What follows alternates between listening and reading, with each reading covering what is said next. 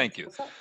So I'm kind of excited to share the conversation. Somebody I get to talk with an awful lot in normal days, a little different days now. But I went to college. I was in a fraternity with Brent, and our friendship might have ended there because we didn't have Facebook and we didn't have cell phones to reconnect us or to connect us. But they did reconnect us, and that's been a really glorious part of my life because he's become a closer friend since that reconnection.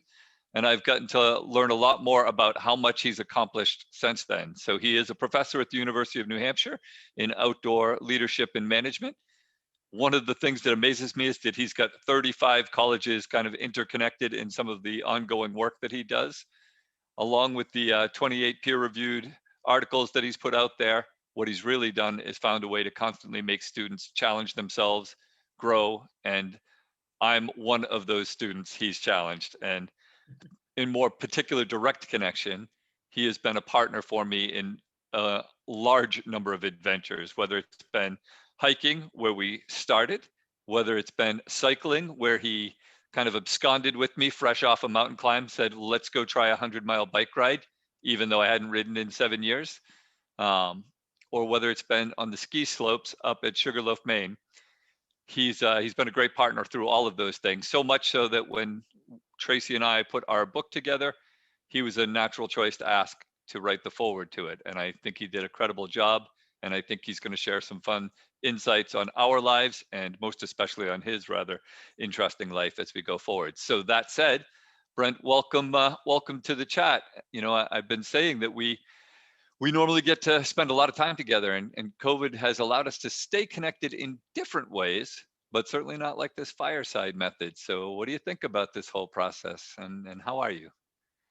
Well, I'm doing great, Randy, and I really am honored to be here. Not only talking to you, but also with some of our great friends, and I'm looking at the board here of a lot of people that we both love are here, and that's really great. So I'm glad to see folks, and yeah, I'm just real excited to be part of your life. You're just I would say maybe one of my attractions to you, Randy, has always been you have I think you're really concerned with like what's the right thing to do, and I feel like I have those same concerns and like how to live a good sort of ethical life, and I just love having a partner in that. Partner in crime, maybe the wrong way to say it, but that's what it feels like sometimes. To really have these great conversations. And I was kind of laughing because like, I'll call you to just ask you like, hey, what's that orange juice you liked? And then an hour and a half later, we'll be done with that conversation. So it's nice being in contact, however we can do it. Well, this is going to be a kind of an interesting way, and I know that we talk a lot more than normal, and so I want to jump into our questions to give us some time to cover those topics. And you started out right there, going how far back we've gone. In the mid '80s when we first made our connections, I already looked up to you, admired all the things you were accomplishing, how you approach life, and I was a pretty rough work in progress. But I think when I look at how much you've grown and developed, I'm even more amazed and proud of my friend and of what that might say even about some of the choices I was making back then. When you look back at some of the things that we had at that time and some of the progress we've made, do you make any connections to from the people we were then to who we are today? And do you have any things that stand out that you want to share with folks?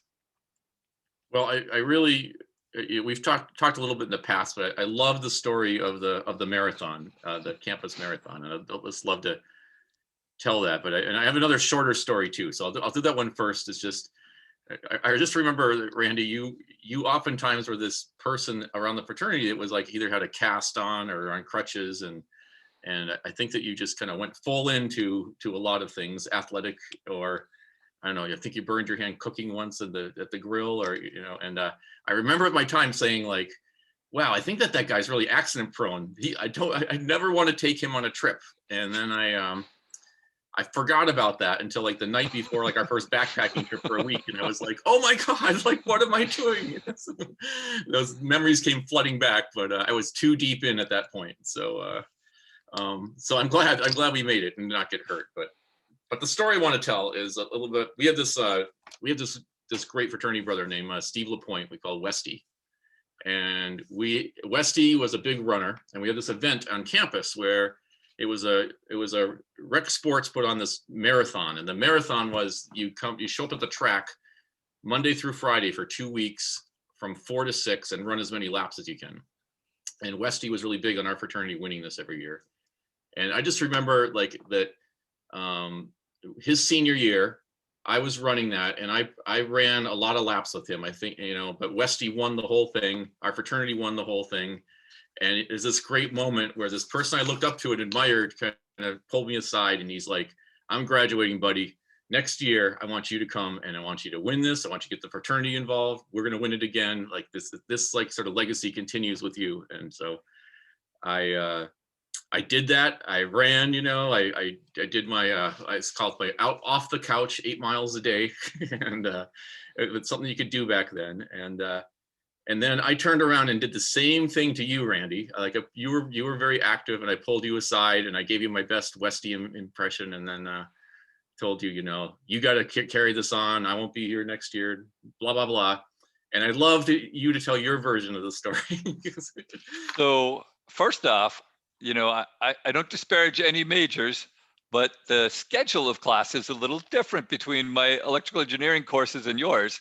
So whether or not I may have had to skip a few labs or classes in order to get to those running opportunities is something, well, my professors and I probably don't remember well. But the reality is I worked so hard to meet that obligation of yours, and I was so proud. I did win it all. Our fraternity won it all, and I wasn't really a runner. And the next time I shared that with you, you were like, what are you talking about? He had no idea that he'd handed it off to me. So this thing that I thought was so near and dear to his heart, he didn't even remember. He was just like passing on Westy's thing, and he was done with it. So, well, I think it's just so true is that, I left, I took some time off from UNH to bicycle cross country, and that was just a huge, like, life-changing event. And I think that some of these things didn't feel that important. Like perspectives change, I guess, is the message. Absolutely. And you were sort of like a victim to my perspective changing. And I just felt like, and you told me that, I'm like, oh yeah, that was probably the wrong way to handle that. I should have remembered. Now, the other part of your memory in your first story, and Tracy was with us before we ever went on that first backpacking trip. We went to UNH with you, and the MUB building had changed since I had left UNH. And the last time I'd been there, I could see. And now I'm there with Tracy, Quinn, and Brent, and Quinn is guiding me to a place I thought I knew well. I had worked in the MUB for 4 years while I was there. I knew that building and all of the outlying area very well. But apparently in the course of 20 years, they can do some construction on a place. And we came out to what I thought was a curb. And my guide dog Quinn stops at the edge of the curb. Brent's next to me, Tracy's next to him. And I tap the curb, which says, I know what it is. And I take a big step out because it was clear there was no traffic. But what had happened is we were at a different point in the MUB that had now an enormous flight of stairs, concrete stairs. And when you take a big step out over stairs, it's very different than a curb. And so I began plummeting down these stairs because my heel had gone over the edge. And I look somewhat like the scarecrow from The Wizard of Oz, flailing my arms as I'm trying to stay on my feet. And the only thing that kept me upright is Quinn kept putting pressure in the harness, running just ahead of me to give me a little stability as I'm flailing around. And I go down the whole long flight, and I get to the bottom, and I'm still standing. And I'm like, I don't know how that happened. I don't know how I didn't die. And I turn back up where Tracy tells me Brent had his hand over his heart, mouth open, going, I can't believe I'm taking this guy on a hike into the White Mountains after this. So you had your chance. Very much. I've been trying to get you to forget that story for years. And now it's recorded on, okay. No. So, I want to move us along to question 2. What I was thinking about is, the start of 2020 Vision Quest had a hiking theme originally. And there you were working in the outdoor education, leadership and management. And I could learn so much from you. And as I asked this, you invited me up to take this course with your students and to make me part of that whole process. And of course, we spent a lot of time in classrooms with students, with each other. and then out in the wilderness. And, there were a lot of lessons that we gleaned in that, a lot of highs and lows, literally and figuratively. And I wonder if any of the moments might stand out as worthy of sharing with everyone. Absolutely. That was a really important trip in so many ways. I think even the beginning of it was exciting, and meeting Eric and hiking with him a little bit. Uh, but really, I guess that it felt like this sort of serendipity where a lot of things came together. And one of the things I had been trying to do is trying to get students who take a course at college in backpacking, which they don't always take as seriously as I want them to. And to me, it's like I'm trying to teach like leadership and risk management and all these I think like higher order skills. And I have students who would sometimes show up and not really take it very seriously. And so adding a person who was blind to the class, I thought this will get them. This will add a little seriousness, and it really did. They were like, "Oh, this is real," and that class just really dug in and engaged so well, I thought, with all the topics, and I think we had just such a really special trip. I think of like Kyle Dancuse, who just rose to every challenge, and just became a tremendous leader. I think a lot of the students in that class really I'm really proud of what they accomplished. And I think a lot of that was partly due to you being vulnerable and showing up. And we had a real sort of issue to try to figure out, like, how do we guide you safely? And I remember us talking about things like, what are we gonna do with river crossing with Quinn, or what are we going to do with like steep rocks? Will Quinn be able to make them up? Which almost ridiculous to think back now that was an issue, because as we got to these like rock cliffs we worried about, and Quinn is kind of just immediately went to the top and looked down like, all right, you coming? But yeah, but it was just really so great to have you in that class, and you added so much. And I guess, I'm trying to be quick here with time, but I just have to say that I think that what a lot of people might not realize is that then you came back, for 2 more of those trips, and then you actually co-led it with me. And I just thought that was awesome, and you were just such a great co-leader and partner. And I remember these incredible things. If you haven't been on the trail with Randy, is that there'll be this moment and he'll say, I think we should be coming to the trail junction of XYZ trail right now.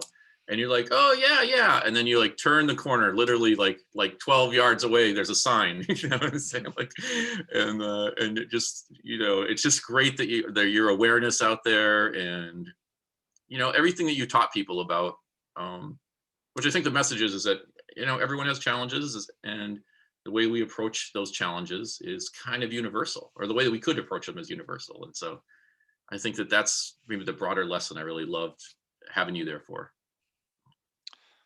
I appreciate that, and the amount of things I took away from students as well as from you and the curriculum, right? I mean, there's a lot of learning, and most of that first class is still in reasonable contact with me, even today. So it's hard to believe, and in that learning part, we know what you taught me about hiking, and you taught me an awful lot about cycling, though mostly what I learned is I'm the stoker in the back, so my job is to shut up and pedal. And I'm good at the pedal part, not so much the be quiet, but we've had some great adventures there. And then of course we went to the ski slopes, as I mentioned, and all of those things require some communication and trust. And I love the quote you say about tandems, right? Wherever your relationship is heading, a tandem will get you there faster. And that was true for us. It's not just true when you and Beth, or when Tracy and I ride a tandem, but getting to the ski slope, I think, is the most trust that I've ever had to have on a guide. It's a very different kind of experience. And, we had some success. We had some setbacks along that process as we learned through it all together. And, each of us had some things to learn and to adapt together to make that work so well. And I still really came away with an incredible amount of fun and learning and enthusiasm. And I'm, sad we haven't been out in a while, but I wonder what you might share on your takeaway from that whole process, or any of those 3, really. Yeah, well, this is really fun to talk about, and I'm so glad that Bruce and Anne Marie are on here, who really made that happen for us, to to be able to go up to Sugarloaf and take Randy, who I considered a never ever skier, although you kept saying 17 years ago I had a lesson or something. But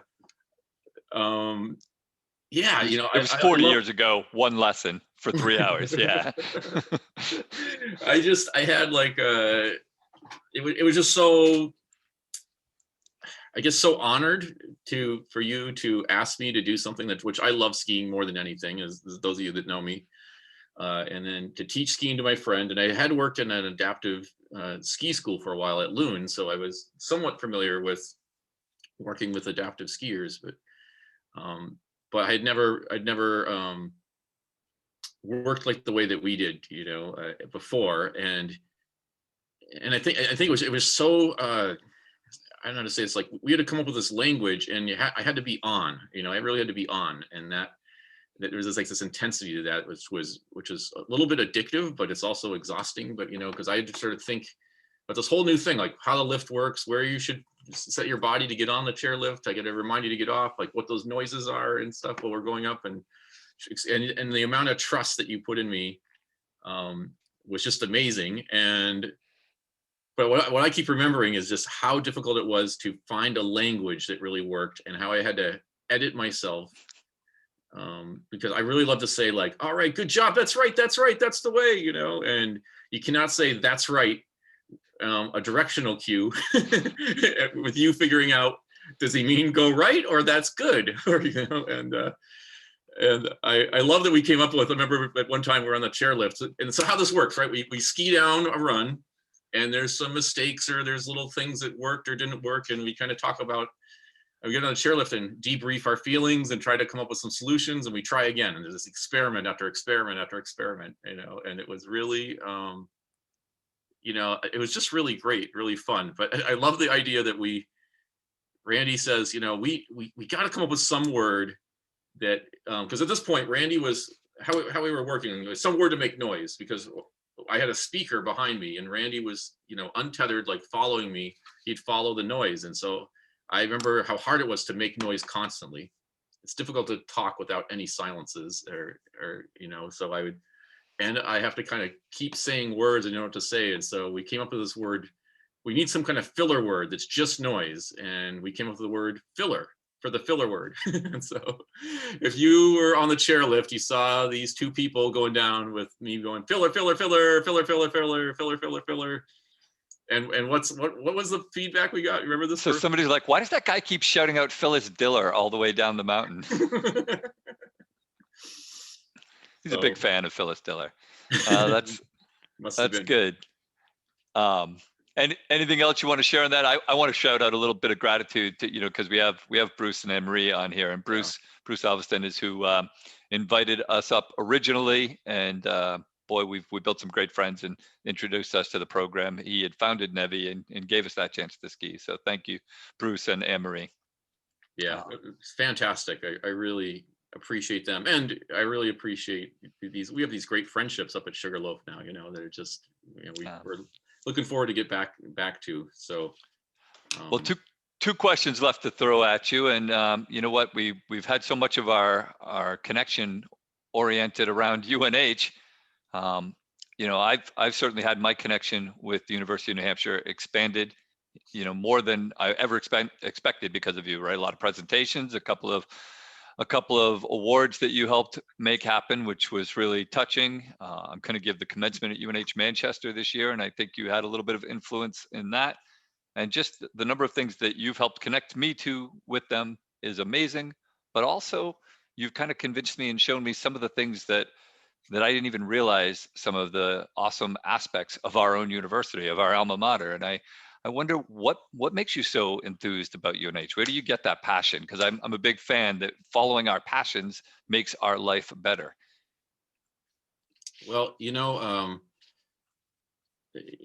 I say this is like I should add that, you know, my wife is on, and she works as the research communicator, you know, one of the research communicators for UNH, and I still learn things about UNH, you know, every day from her. That, you know, it's just so much going on. And I think that one of the things that maybe people don't often understand is that you know, UNH is an R1 research university, And Research University's mission, a big part of their mission, is to do research to try to solve problems, to try to help the world. And when I was there, I didn't even really think about that. I knew that professors did research, but I wasn't sure why, and that mission was any different than maybe a teaching college, right? But that half of my job is to do research and try to add to the world or contribute to the world, and I'm just so glad to be in a place that invests in that, and that makes me a big fan. And I think that, so in a way, I think of, if you think of UNH, like the mission really being to help the world, I think that that aligns very much with the mission I know of you, my friend, of really trying to help the world. And so what a great match to put you two together to help each other out. And you've just been a great supporter with anything UNH. I know you've even tell me, like, call me anytime. I'm happy to help out and be involved. And I guess that, there's so much we can talk about UNH, and I see, like, Lisa and Jay and other folks from our era, online with us, and Julie Clemens, and but I also thought it was a pretty diverse place in the sense of, like, students from all kinds of backgrounds and small towns and different, more diverse than, I guess, than it's maybe known for as far as people's life experiences. And I really appreciated that. And I had great mentors. One of the stories, I guess, that we were talking about, one of my favorites when I think about UNH is that for a while, many of you know, I worked at Harvard, and if you don't know about Harvard, it's a liberal arts college in Massachusetts, and I had these students who I drove up to Harvard to go to a talk by Jed Williamson, who's a sort of famous mountaineer who was speaking at UNH. And I had these students in the van, and we're driving down Main Street and going by T Hall, and I hear the students in the back go, wow, this just looks like a real college. I love it. These are Harvard students seeing UNH saying that, right? Yeah.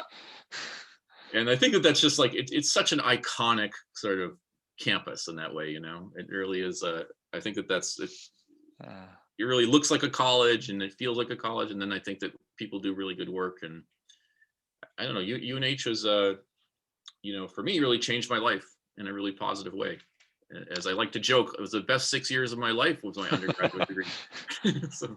Well, I certainly feel I got a good education, but I also made some pretty great lifelong friends there. And you talked about the mutually supportive ideas, and I want to talk about support in 2020 for a second, because one of the things, we're here tonight a little bit because I always try to promote what 2020 Vision Quest can do to help people out. And I thought these fireside chats were a way to introduce people to ideas and people worth hearing about, right? Kind of like the TED Talk, but our very small version of it, and in a much more relaxed atmosphere amidst all the stuff going on with COVID. But, I've gotten to know you and your family so much more through our reconnection.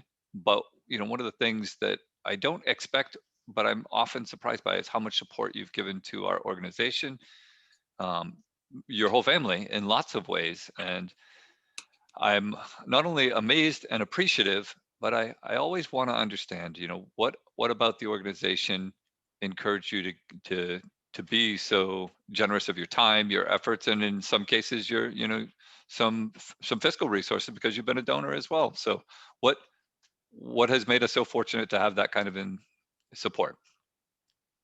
I think it's been your talented manipulation of me and taking advantage of me. I really, I guess I wanted to mention this idea that there's this famous German educator who I kind of that I really admire, named Kurt Hahn. And Kurt Hahn started Outward Bound, and he started like United World College and all these great educational missions. And the kind of the quick history of Kurt Hahn is that he was also a headmaster of a school in Germany when Hitler came to power, and was one of the first people arrested for standing up to Hitler. And but Hahn was, he kind of ended up in Scotland, started the Gordonson School and all these great educational initiatives. But he had this sort of theory that in life that there are crew and passengers. And so he had this metaphor of being on like a cruise ship, and that the Passengers are people that just kind of wait to be served, and they're kind of looking for, what's in it for me? Am I happy? And the crew members were the ones that are looking out saying, how can I make other people happy? How can I serve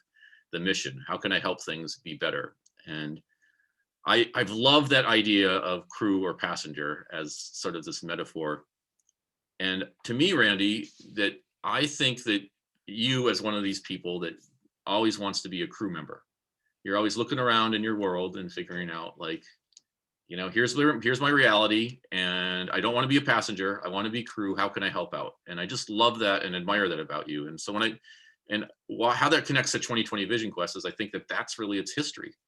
I think that that's its formation, was your spirit with those ideals, is that you set out to try to figure out a way that you could be a crew member in this world of ours.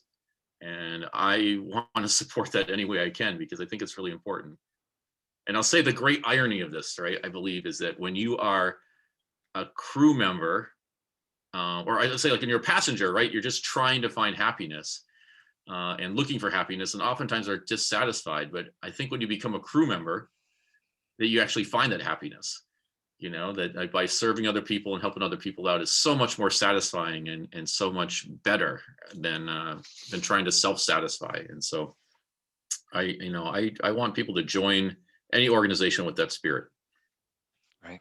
Join your passions, right? The things that are important to you. And as important as I think our pursuit of the things that are important to us, I think we all want to have a sense of mattering as well, that what we do actually does make a difference as well. And I think we get to do that. And I don't know that I've realized how much of a difference we might make, until I saw how many people were just so incredibly supportive, like yourself. So thank you, your family, for that support. And I say that, and Beth's probably already working on another newsletter. But that said, it's your turn. I've surrendered my 5 questions. Do you have anything you want to toss back at me before we let the audience join us and maybe throw some questions to either of us? Yeah, well, I guess I'm going to try to tell this quick story, but to contextualize this. But I had one of my life-changing moments was having a couple students of mine who I was close to pass away when I was at Harvard, and realizing that the program that I was running, that they had mentioned that it was one of their greatest experiences of their life. And to know that I'd been part of that was really humbling, and it's kind of directed my career a little bit.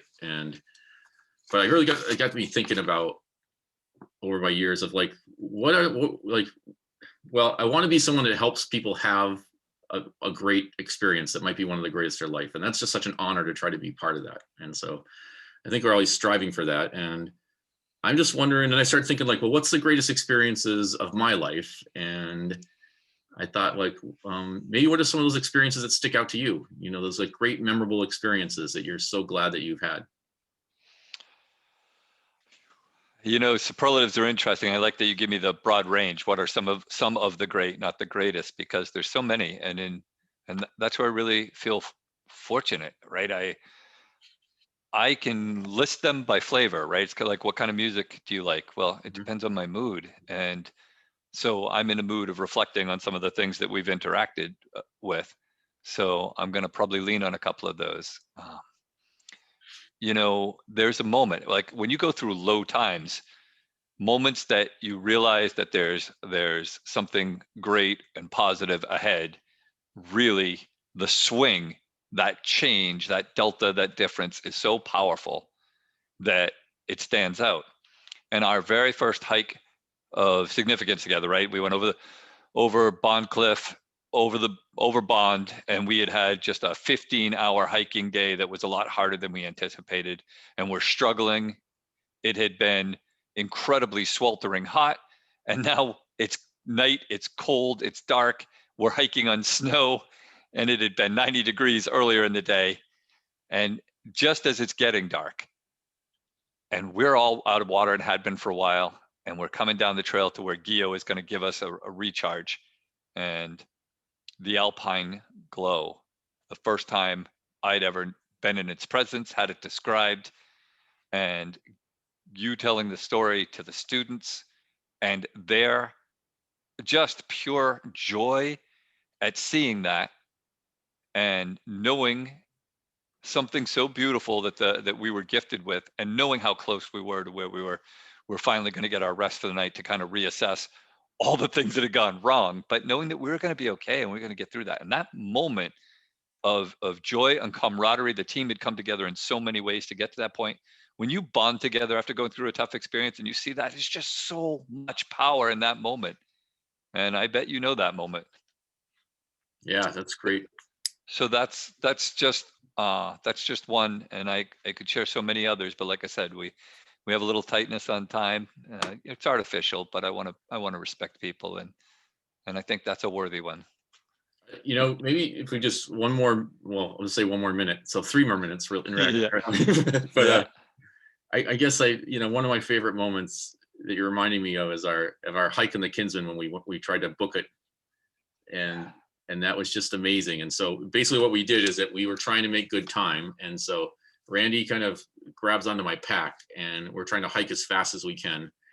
And that was just so cool, our teamwork and stuff. And we had this language like highway, meaning like smooth trail, go as fast as you can. And then we would have other words that for rocks and sloper and all these kind of things. And it was just like, sloper, step, rock, highway, this. And I was kind of, I don't know, it's sort of like having a trailer a little bit. Like there's a little bit of off track where if I turn, Randy might turn a little bit tighter than I would, like a car or a truck. And so I was kind of giving you, I try to direct you with my pack around these things, and it was working really well. And we were just flying. And I remember getting to the end of that, we were so excited. We had just locked in so intensely. And well, that's a great memory. one of the fun parts is we had been trying to let everybody have a little experience guiding, and we were behind schedule, and we needed to make up time to get to a rendezvous point. Yeah. And it seemed unrealistic that we could make it, knowing how slow we had been, because I have to be slower in the mountains, especially in the summer.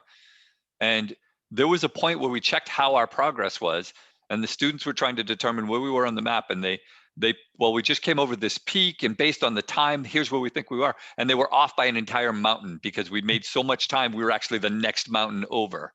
And these are small peaks, but that's how good a time. And we actually beat the best time we had envisioned by over an hour.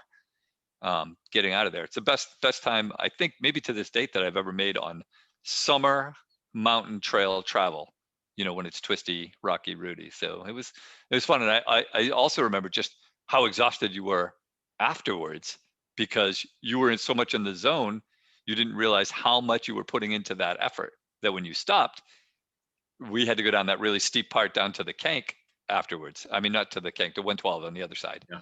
And you were just worn out. You're like, I can't believe how much I expended beyond what I should have. So, I want to open up to the floor, and I want to remind people again, you're welcome to just type into the chat panel if you don't want to speak up. If you do want to speak up, we'll take questions for either of us.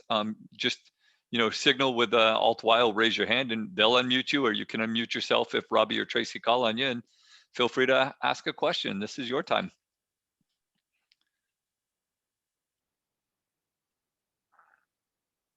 Anne-Marie?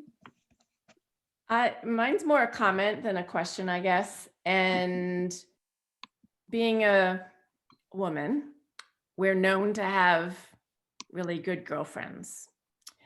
And I just think it is amazing. I've seen you two together, and I just think watching you and experiencing living with you guys for a week here, a week there, I think it's just a really special bond that you both have, and it's a bond to be cherished. And I have loved being able to experience that in our home.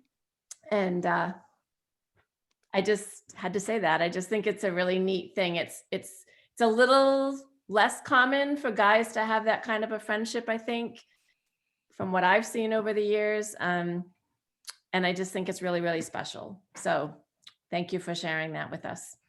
The simple thing, thanks for that, Anne-Marie, is that I love Brent, right? He's my brother, he's my friend. And, vulnerability is something that people are often so unwilling to share, like it's a weakness. And I think sharing vulnerability with each other is part of a bigger strength. you're strong enough that you can share that vulnerability. And the trust that you have to develop to do that with each other is a part of the journey. And, Brent and I have had some rocky times, but we go to each other and talk about, I have done things that I would love to take back, but he's come to me and expressed, hey, here's what happened.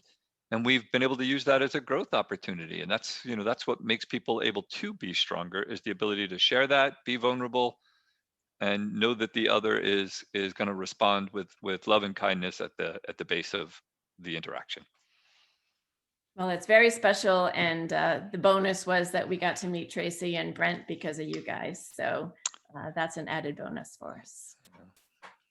Tracy and Beth are pretty special. I agree. Yeah. Anybody else out there?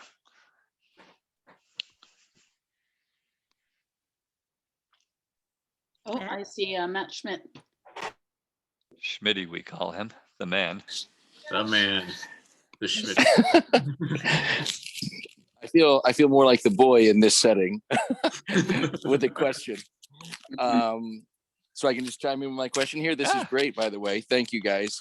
Really appreciate what both of you have done for me, educationally, but also your wisdom. So thank you. I loved your stories, Brent. Well, I loved yours too, Randy, but it's okay. I'm all right. Yeah. This is Brent's night. Yeah. There was two, it kind of came across these stories. They were with Randy, but how you were saying that being on was the way you talked about it, and your partnership and the intensity. And I love the way you were expressing that. And it resonated with me. There's been several experiences, and some of those actually with Randy to a degree, but where I have that in certain settings, but I don't have that in other settings in work, meaning where there's not that kind of passion or connection.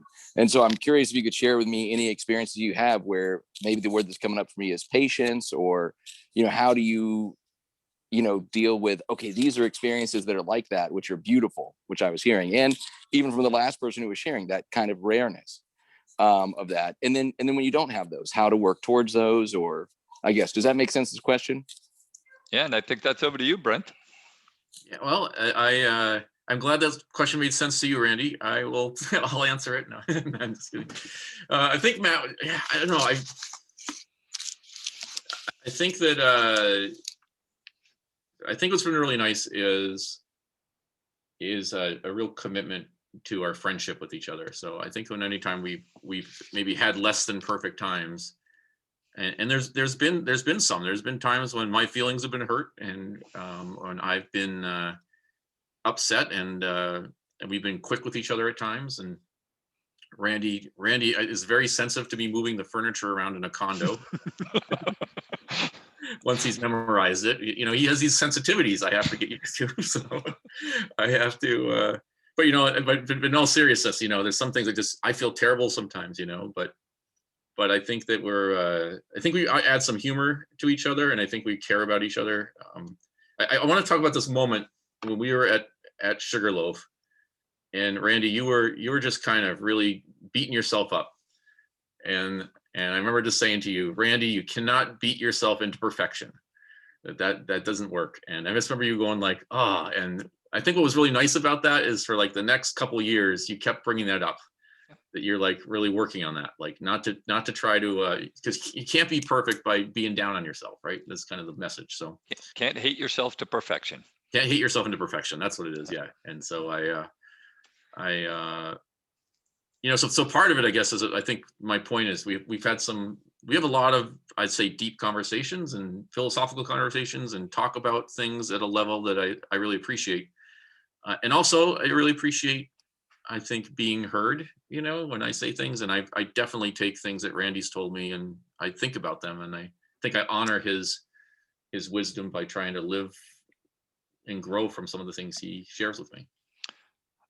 I think I would add to a second part of your question, Matt, is that if you're getting different interactions than you think are ideal, because you can't always have these on and passionate moments in every interaction, but if you're seeking them and not getting them from something, sometimes we model the behavior we want, we lead it, and that helps bring that about. And we don't always get that result, but we're more likely to get it the more we model it and be be the representation of the behaviors we hope to have around us. Because, you know, Anne-Marie talks about that relationship, and I feel I do have a great relationship with Brent. And I feel like I have a lot of those relationships. And I think some of that is because how I choose to make those commitments and those steps with people, you know, that I do want to hear and listen, and that I'll own my mistakes as quick as possible. You know, I'm going to give an example towards Brent's that I think is the classic. Brent and I are on a tandem. We're off-roading on a tandem on a very long, it ended up being like a 208-mile day ride, and the bike chain came off. And in putting the chain back on, there's a chain that makes both pedals be in the same sync. And the way we ride is that I would click into the pedal, lift it up into a 3/4 position so that he could then put his in and we could start. And we were tired and weary and a little frustrated with each other already. And he said, pull the pedal up. And I pulled the pedal up. And he said, no, pull the pedal up into the start position. I'm like, I did. He's like, no, you didn't. Yes, I did. Now, here's two good communicators who love each other doing an Elvis impersonation right back and forth. No, I didn't. Yes, I did. And we might have done that for 10 minutes, getting more and more frustrated with each other. But there was another student with us, actually. It was like, actually, guys, your pedals are out of sync. When he put the chain back on, there's a way that they can actually get out of rotation. We were both right. But neither of us took the opportunity to evaluate that, right? And those are simple things, right? Even the best of us can have down moments, but also even the worst of us can rise up to some pretty great summits with the right guidance. That's what I think, anyhow. And that story we often bring up with each other again and again, perspective. Helps us learn. Yeah. It was a funny moment. I was so convinced I was right. And you were.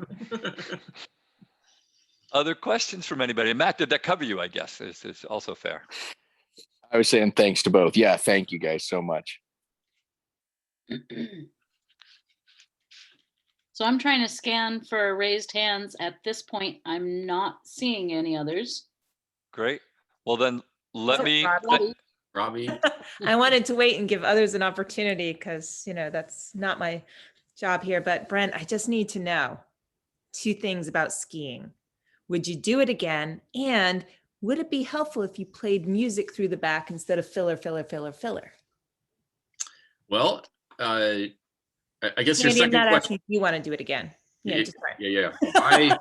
Oh, absolutely. I love skiing, and I love skiing with Randy, and it's you know, any time that we could do it, I'd love to do that. We actually kind of changed our method, where now, as Randy's advanced in his skiing, we've advanced our techniques a bit. So now it's a little bit more efficient, that for Randy to ski ahead of me and for me to give him directions. You know, as his ability to sort of stop and turn and at will go. And then it's almost like I'm steering him from behind. And we got this from Eric Weinheimer, who some of you know as the first blind person to do the 7 summits and climb Everest, and I don't know what kayak the Grand Canyon and all kinds of accomplishments. But he's a great skier too, and so we're trying to pick up on some of his techniques, and that's one that we like to employ. But it all comes down to, I think, language is so important. And for me, I'm trying so hard to be clear. I think that it's just a struggle. You know, language is a pretty complex, cognitive process. At least it is for me. and just trying to speak clearly and consistently is a challenge for sure. Yeah. Randy, would you ski with Brent again? I would. Yeah. No, I think we had plans and hopes, and we'll see how the world works on that front. And the problem is if I ski, 1 or 2 days every other year, my skills are going to struggle, and that's just the reality of it. And boy, with him skiing behind me, it's a lot more scary because I'm wearing a radio, and that every silence is really disconcerting. Did the radio go out? Am I about to ski into a tree? Right. Whereas when I hear that sound in front of me, that obviously helps a lot more. But the Bruce and company also use that technique, not just Eric, by the way, Brent. That's true. We saw it on Eric, and that was a part of it. But I look forward to it. We will ski again, I believe. So It's not just the wood. I think we will. Thanks. So that said, I want to thank all of you guys for joining us tonight on a Saturday night. A little snowy out there at the start by our fireside, but I want to also thank the 2020 Vision Quest team behind the scenes doing a lot of the work. We got Robbie and Tracy directly here, but there's a lot of other members of the team who put pieces together to have this happen. And I'm really fortunate to have a great team that helps this. I want to thank Brent for sharing his time with us, and I kind of want to mention a kind of a partner. We have some past partners who've helped a lot of things. Last time we did this last month, we had a direct sponsor, and we don't have a sponsor this week. These things don't cost us any money, but we had a donor to our cause, and every time we do, we like to give them little points of gratitude. And Grapponi Automotive has been a big supporter for us for a long time, and we want to just recognize them as a past partner for this event in specific. Hopefully next fireside chat, probably coming up at the end of March, we'll have a sponsor once again. Again, what do I mean by sponsor? Just people who help us support the 2020 Vision Quest as we're trying to support a mission that we believe in. So thanks for joining us for things we believe in, spending an evening, hopefully giving you some insights in why Brent is the kind of person I want to support and share with the world. Thank you, Brent. Thanks, everyone. Have a good night. Keep those fires burning.